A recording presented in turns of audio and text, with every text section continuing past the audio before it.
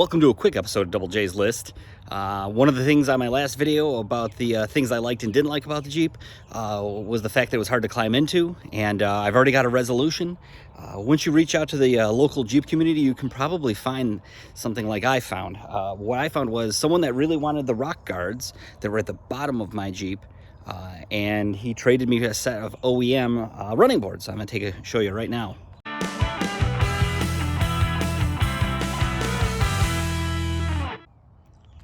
So right below the doors there was a black steel rock slider, I believe it was called.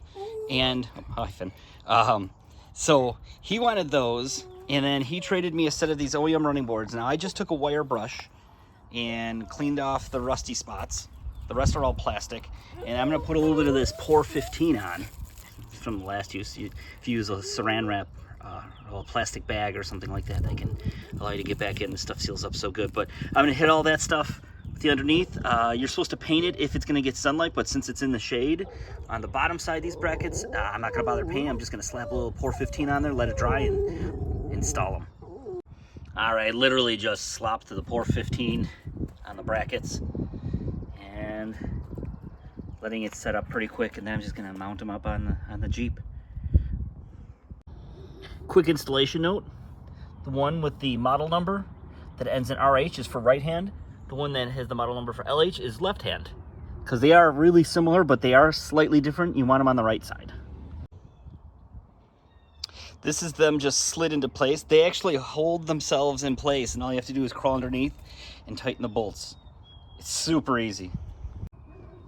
So when you're underneath, they're super easy to install. As you can see, at the end of this bracket, there's a hole that lines up that your rock slider probably used that bolt there. I'm reusing them. I actually saved them in a little plastic bag. It's like this. And then there's also these little bolts that slid through when you put them on.